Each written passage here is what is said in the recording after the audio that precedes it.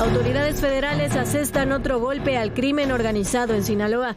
El secretario de Seguridad y Protección Ciudadana, quien se encuentra en Sinaloa para fortalecer las acciones de seguridad y la estrategia para mitigar la violencia en el estado, dio a conocer la captura de Adrián Cebreros Pereira, alias El Gallero. Omar García Harfuch indicó que en seguimiento a la investigación del aseguramiento de más de 1 tonelada de pastillas de fentanilo, personal del Gabinete de Seguridad detuvo a este sujeto en la carretera Los Mochis, Navojoa. El Gallero, identificado como cocinero de fentanilo, es integrante de una célula delictiva encabezada por Javier Alonso Vázquez, alias Tito. Los reportes indican que los agentes federales realizaban un recorrido de vigilancia cuando detectaron una camioneta que circulaba de manera errática y al notar la presencia de las autoridades intentó evadirlos. Al darle alcance a la unidad, los agentes inspeccionaron el vehículo y localizaron una bolsa de plástico con 1 kilo de pastillas de fentanilo de color azul. Este miércoles se anunció el decomiso de fentanilo más grande en la historia. En 2 acciones encabezadas por elementos de la Marina, militares, Guardia Nacional, Fiscalía General de la República y Secretaría de Seguridad, se aseguraron poco más de 1,100 kilos de pastillas de fentanilo. Y ayer se informó de un operativo contra el robo en carreteras del que ya le habíamos adelantado en este espacio. Es un operativo en el que participa de forma muy activa la Guardia Nacional y se realiza en forma simultánea en varios estados de la República. Mire usted, el robo de carreteras alcanzó niveles de epidemia en buena parte del país, sobre todo en el centro del país, algunas zonas del noreste. Pocas cosas afectan más la seguridad que no poder trasladarse con seguridad, incluso entre las principales ciudades de México. Y el costo de esa inseguridad tiene para las empresas un costo altísimo, pero por sobre todas las cosas genera incertidumbre, genera dudas a la hora de invertir, genera dudas a la hora de poder comerciar, y eso es lo que se debe combatir. Mire usted, en Colombia, el que no se pudiera transitar por las carreteras fue uno de los mayores daños que le hizo el narcotráfico a la economía colombiana. Costó mucho tiempo, años, para que los colombianos pudieran regresar a sus carreteras, como ahora lo hacen, pero para eso se tuvo que derrotar a 2 cárteles, al cártel de Medellín, al cártel de Cali, a la guerrilla de la FARC y a la del ELN, que eran las que utilizaban las carreteras como zonas de seguridad para sí mismos. Pues me dijo el operador nada más que lo intentaron, fue un intento de asalto y le dieron un balazo y el otro le rozó y ya ahorita está en el hospital. Esa es parte de la inseguridad que se vive todos los días en muchas carreteras del país. Y es que al parecer ya no hay caminos que sean seguros para los transportistas, lo que impacta seriamente en las finanzas de los empresarios. De acuerdo con cifras ofrecidas por la Asociación Mexicana de Empresas de Seguridad e Industria Satelital, diariamente los empresarios pierden en promedio 19 millones de pesos por el robo al transporte de carga. Una situación que también ha preocupado a las aseguradoras, quienes ante la falta de seguridad en carreteras han dejado de aceptar las pólizas de cobertura amplia a los transportistas, argumentando que el otorgar dichas pólizas en la actualidad conlleva un mayor riesgo. Un estudio realizado por la Asociación Mexicana de Empresas de Seguridad e Industria Satelital detalla cuáles son los rubros más afectados. La lista la encabezan los abarrotes, representando el 30% del total de robos, seguidos por el acero con 24%, llantas con 20%, materia prima 15%, herramientas 9% y otros 7%. Ante la alta incidencia de inseguridad en carreteras, la Guardia Nacional ha implementado desde el 1 de octubre la estrategia Balam para inhibir el robo a transporte de carga, la cual consiste en el despliegue de 1,241 elementos de la Guardia Nacional, 466 patrullas, 556 teléfonos con la aplicación GN Carreteras, 37 drones, una aeronave tripulada a distancia, 2 helicópteros y 23 células de investigación. La estrategia Balam se encuentra activa en 12 estados del país, en donde se ha detectado mayor actividad de los criminales, que son Michoacán, San Luis Potosí, Jalisco, Morelos, Nuevo León, Guanajuato, Querétaro, Estado de México, Hidalgo, Tlaxcala, Puebla y Veracruz.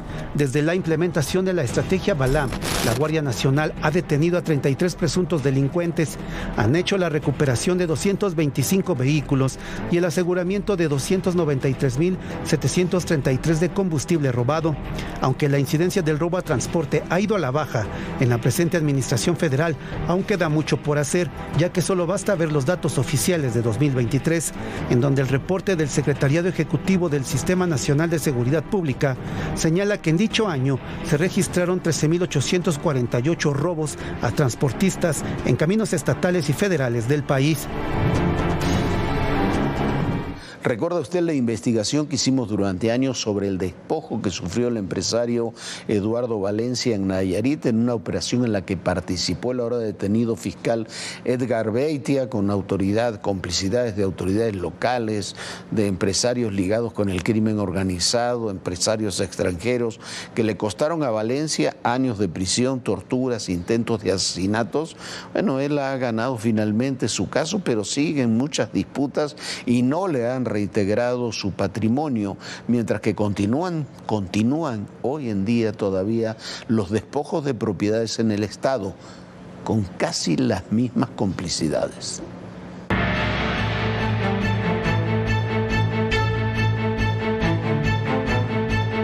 Pese a que el exgobernador de Nayarit, Roberto Sandoval, y su entonces fiscal Edgar Beitia enfrentan tanto a la justicia de México como a la de Estados Unidos por vínculos con el crimen organizado, varias de sus víctimas siguen viviendo un verdadero infierno.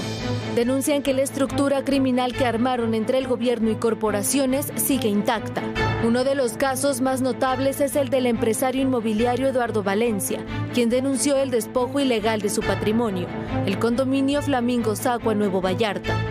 Por años ha denunciado que es una víctima sistemática de los tres poderes del Estado y de gente cercana al exfiscal Beitia, a quien apodan el Diablo. Según Valencia, el ahora exmagistrado Rodrigo Benítez Pérez siguió el legado de Edgar Beitia. El empresario teme que con el desafuero de Benítez Pérez, aprobado en el Congreso de Nayarit en noviembre, regresen los actos de persecución como en 2017, cuando cayó Beitia. Valencia asegura que el exmagistrado, acusado de obstaculización de la justicia, está ligado a los delitos que cometió Beitia. En 2005, el empresario Eduardo Valencia comenzó a construir un conjunto residencial de 43,000 metros cuadrados a pie de playa en Bucerías, en la costa norte de Bahía de Banderas, Nayarit. Tras denunciar el robo de su patrimonio, fue acusado de delincuencia organizada, fraude, lavado de dinero, incluso de despojo de inmuebles. El 6 de septiembre de 2010 fue detenido en Zapopan, Jalisco, y esa noche lo trasladaron a la cárcel de Bahía de Banderas sin presentarlo ante un juez. Días después, un abogado lo amenazó de muerte si no le daba el poder del dominio total de su desarrollo, pero no se dio. El 17 de septiembre, Valencia salió libre. El 28 de noviembre de 2013 de nuevo fue detenido, ahora en la Ciudad de México. Al día siguiente lo llevaron a Nayarit, donde según el empresario, Beitia le dijo que no saldría vivo. Fue recluido en la penitenciaría Venustiano Carranza en Tepic, pero en enero de 2014 lo trasladaron a la cárcel de Bucerías, donde hombres encapuchados lo golpearon. En 2017, mientras Edgar Beitia era encarcelado en San Diego, California, Valencia fue golpeado nuevamente. A finales de noviembre de 2017, la Comisión Interamericana de Derechos Humanos adoptó medidas cautelares de protección a su favor por considerar que se encontraba en una situación de peligro grave. 2 meses después obtuvo su libertad condicional. En 2020, el empresario obtuvo una resolución a su favor ante tribunales internacionales que ordenaban que su propiedad, Flamingo Zacua, le sea devuelta. En otros procesos he salido absuelto. Es destruyendo el material probatorio, acreditando la falsedad del material probatorio que obra en mi contra, pero nunca pude hacer valer en 10 años de proceso mis excepciones en un tribunal. En los siguientes años ganó una serie de amparos que echaron abajo diversas acusaciones y se sobreseyeron juicios en su contra. Con el último amparo que gané, el 397/2023, se acreditó que la sustracción de mi patrimonio fue a través de un fraude procesal. Esto es, que el documento fundatorio de la acción, el pagaré, versaba una firma falsificada que se me atribuía. Pese a desenmascarar los abusos que sufrió Valencia hasta la fecha, no ha podido recuperar sus propiedades. Para ADN 40, Fuerza Informativa Azteca. Mira, el tema lo hemos abordado en muchas ocasiones y con distintas derivaciones, pero mientras las fiscalías, como ocurre ahí en Nayarit y en varios otros estados del país, sean parte de los mecanismos de corrupción, sean parte de las complicidades con los grupos criminales, será muy difícil avanzar en recuperar la seguridad en distintos estados del país. Es un punto fundamental limpiar las fiscalías, limpiar todo lo que gira en torno a ella. ¿Por qué? Porque si no, esas áreas se convierten, como ocurrió ahí en Nayarit y aparentemente sigue ocurriendo, se convierten en el foco a partir del cual se desarrolla y se alimenta la corrupción y la inseguridad. Cuando se tienen éxitos en algunos operativos, como el del Estado de México, es, entre otras cosas, porque hay fiscalías, como la del Estado de México, que está decidida, la de José Luis Cervantes, de sacar adelante un proyecto de seguridad que beneficie a la gente. Si eso no es así, y ocurre lo que ocurre en Nayarit, las fuerzas federales y todo lo demás que se quiera echar a andar en un estado, tiene todo para no poder avanzar en esa estrategia. Del que somos el primer país exportador. ¿Renunció por qué? Porque no estaba de acuerdo. La magnitud que ha tenido el narcotráfico mexicano. Las confrontaciones, las reacciones.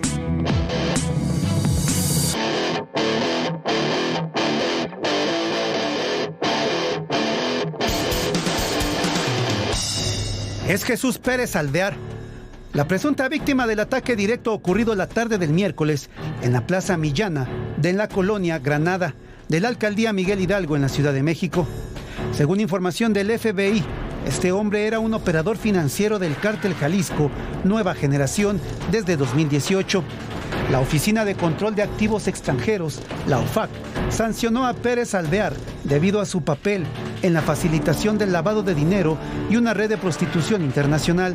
De acuerdo con las agencias estadounidenses, Chucho Pérez, como era conocido, utilizaba su promotora Gallística Diamante para lavar el dinero del cártel a través de eventos musicales y de la promoción de artistas, principalmente gruperos y de narcocorridos. Fue manager de artistas como Julián Álvarez y Gerardo Ortiz. En cuanto al tema de la red de prostitución, Chucho Pérez fue sancionado junto con el fotógrafo ítalo-venezolano Miguel José Leone Martínez, quien según la OFAC operaba en esa red para el grupo Los Queenies. Se trata del brazo financiero del Cártel Jalisco, el cual es dirigido por la familia política de Nemesio Oseguera el Mencho. Son los hermanos González Valencia, incluido la esposa del Mencho, Rosalinda González Valencia. Según la OFAC, Chucho Pérez era pareja de Berenice González Valencia. La llegada al poder de Donald Trump está alterando toda la escena internacional, con conflictos en algunos casos interrelacionados y otros que son potenciados por las expectativas del futuro. Vamos a hablar, por ejemplo, de Cuba, un régimen que estará sin duda en la mira del próximo presidente de los Estados Unidos. Y por lo pronto, ahí continúa la catástrofe económica y social, con un tercer apagón masivo en apenas 2 meses. Mire usted, por cierto, responsabilizar del bloqueo la catástrofe que se vive en Cuba es una mentira. Cuba no está bloqueada. Lo que no funciona es su sistema, fruto de una dictadura de 65 años de antigüedad, una dictadura que podría comerciar con la enorme mayoría de los países del mundo y que podría, por lo menos, garantizar el abasto de alimentos para su gente. No logra darles alimentos, no logra darles seguridad, no logra darles educación, salud y tampoco siquiera energía. A partir del 20 de enero, Estados Unidos y el mundo darán un cambio de timón. El escenario internacional se moverá con la llegada de Donald Trump a la Casa Blanca. El próximo presidente ha fijado posturas, muchas de ellas son duras. Para analistas, la importancia radica en saber cuál es la retórica y cuáles serán las acciones. Uno de los temas tiene que ver con la invasión de Rusia en Ucrania, debido a que Trump ha llevado una buena relación con Vladimir Putin, algo contrario a lo que sucede en la actualidad con Joe Biden. Trump dice que cuando comience su administración acabará con este conflicto. Sin embargo, el panorama se ve difícil, ya que Putin quiere expandir el territorio de Rusia, mientras que Volodymyr Zelensky advierte que no cederá. Está el conflicto en Oriente Próximo. La advertencia ya fue lanzada. Trump exigió al grupo terrorista Hamas que todos los rehenes deben ser liberados. La relación con China es otro frente abierto y compete a la seguridad nacional. El gigante asiático es acusado de usar a México para entrar a territorio estadounidense, situación que no le agrada a Trump, sobre todo en aspectos comerciales como el automotriz. Otro tema es el bloqueo comercial al gobierno de Cuba.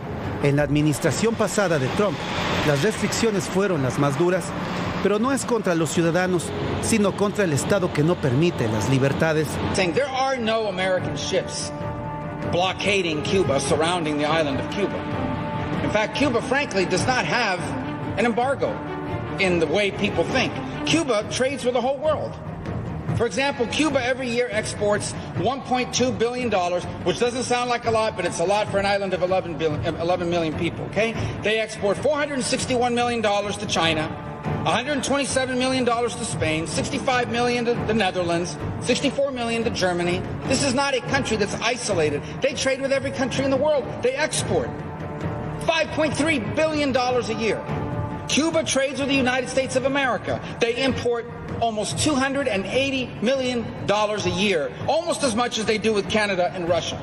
And no one accuses Canada and Russia of having a blockade on Cuba. Como lo explica el senador y nominado a ser el secretario de Estado, Marco Rubio, el gobierno cubano es quien tiene sumergidos a sus ciudadanos en la miseria absoluta para poderlos controlar. No es como lo narran los gobernantes desde Fidel Castro, Raúl Castro y Miguel Díaz-Canel. Cualquier estadounidense puede ir a la isla, pero lo que no puede es hospedarse en hoteles o hacer negocios con empresas privadas, porque los hoteles son controlados por militares. No existe restricción para el envío de dinero a Cuba. Lo que pasa es que el gobierno solamente permite que se mande ese dinero a través del banco que controla el régimen para cobrar por ese dinero. En el tema de la escasez de medicinas no tiene que ver con el embargo, sino con las restricciones a proveedores o el cobro de aranceles que el régimen aplica a este sector, con tal de buscar ganancias y mantener el control del mercado. Y mientras tanto, los incondicionales de Trump siguen ocupando posiciones. Ayer se designó a Peter Navarro como asesor de temas comerciales. Fue el máximo oponente de China en el anterior gobierno de Trump y estuvo 4 meses preso junto con Steve Bannon por tratar de impedir la calificación de las elecciones del 2020. I went to prison so you won't have to.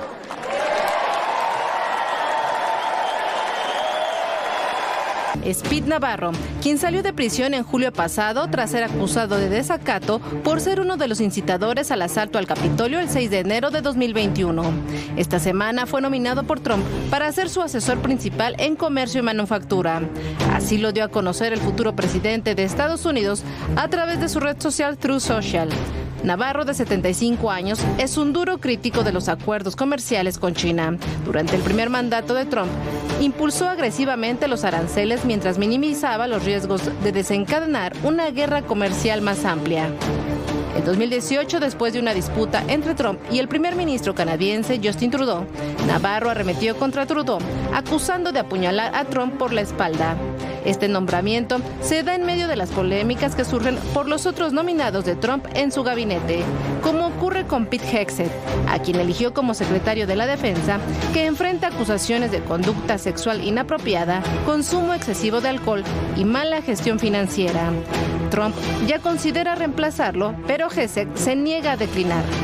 En tanto, Steve Bannon también salió de prisión, tras 4 meses de ser acusado por desacato al no acudir a una audiencia por la misma rebelión en el Capitolio. Es un viejo conocido de Trump. So the one thing I have to say to Merrick Garland, Lisa Monaco, Jack Smith, Tish James, Alvin Bragg, you wait.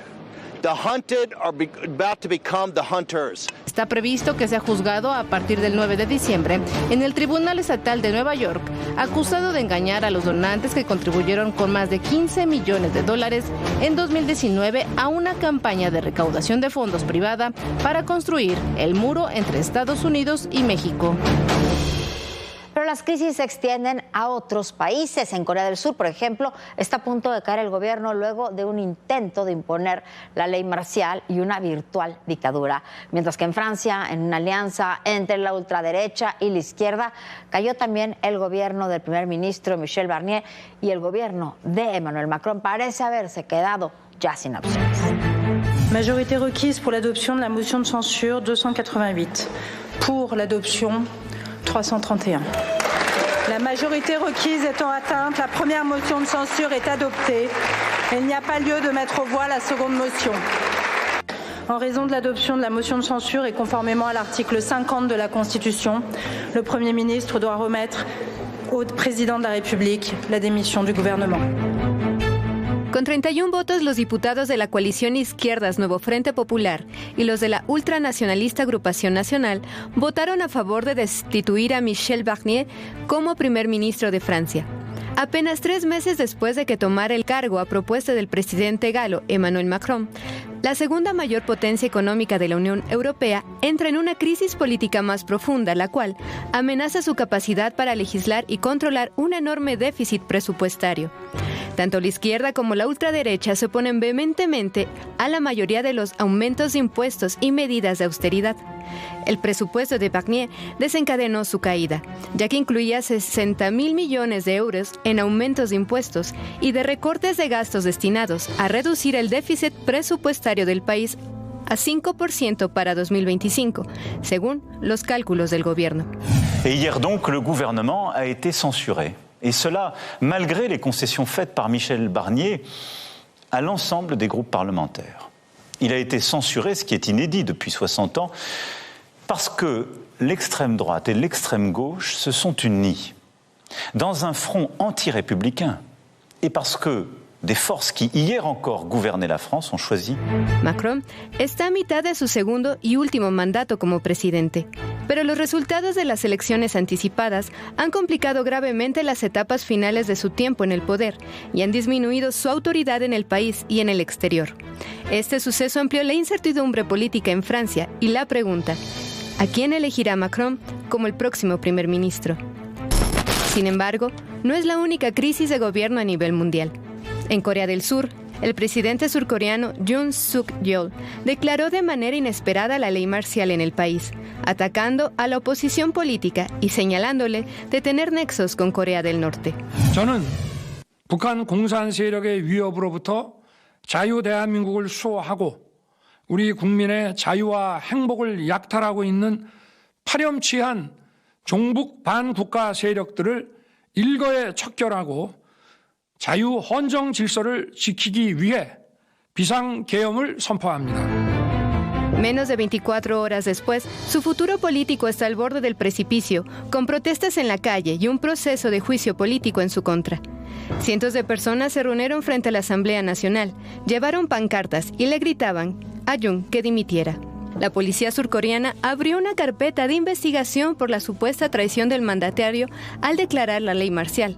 Esto ocurrió en paralelo a la renuncia de Kim Jong-un como ministro de Defensa, señalado como responsable del despliegue de fuerzas de seguridad en la Asamblea Nacional luego de su aplicación de la ley.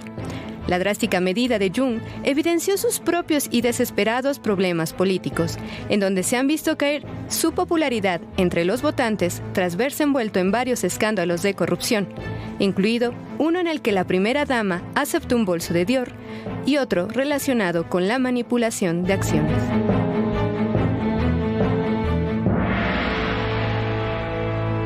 Y en Nueva York siguen las investigaciones sobre el asesinato de Brian Thompson, el CEO de United Healthcare, la empresa de seguros de salud más grande de los Estados Unidos. Es un negocio enorme en los Estados Unidos. Fue asesinado ayer en la mañana en una de las zonas más céntricas de Nueva York. El hombre que ve en pantalla es uno de los más buscados en Nueva York. Se trata del presunto autor material del asesinato de Brian Thompson, presidente general de United Healthcare, la mayor compañía aseguradora en Estados Unidos. Thompson fue asesinado la mañana del miércoles, cuando estaba a punto de ingresar al Hotel Hilton, donde se llevaba a cabo la conferencia anual de inversores de la compañía. El crimen fue grabado por una cámara de seguridad.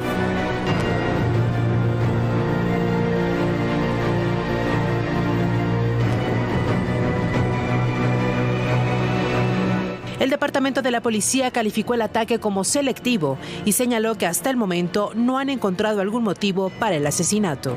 Por lo pronto, los agentes siguen la pista del misterioso hombre que fue visto por última vez en bicicleta rumbo a Central Park. Las autoridades difundieron imágenes del presunto agresor para que la ciudadanía aporte datos sobre su identidad o paradero. Las pesquisas los llevaron a 2 hostales de Manhattan tras recibir información de que el tirador podría haberse alojado en uno. Se sabe que el sujeto habría utilizado una identificación falsa de Nueva Jersey el 30 de noviembre para reservar una habitación donde se quedó antes del asesinato. La policía estima que el atacante estuvo en Nueva York unos 10 días antes del crimen. También se dio a conocer que las balas que utilizó el tirador tenían escritas con marcador permanente las palabras negar, defender y deponer. Estas podrían hacer referencia a una frase comúnmente utilizada para describir las tácticas de las aseguradoras para evitar pagar las reclamaciones. También son similares a demorar, negar, defender, la forma en que algunos abogados describen cómo las aseguradoras niegan servicios y pagos. También es el título de un libro de 2010 que fue muy crítico con la industria. La esposa de Thompson, Paulette, le dijo a la cadena NBC News que su marido recibió algunas amenazas relacionadas con su trabajo y su cobertura, pero que desconocía los detalles, mientras que un vocero de United Healthcare se negó a comentar sobre las supuestas amenazas contra Thompson. Bueno, y nosotros ya nos vamos. Muchísimas gracias por habernos acompañado. Recuerde, sueñe bonito y mañana tenemos una cita muy puntual aquí a las 11 de la noche. Bonita noche, Jorge. Muy buenas noches, Viviana. Muy buenas noches a todos ustedes. Y recuerden, el poder y en la política todo, pero absolutamente todo es personal. Gracias.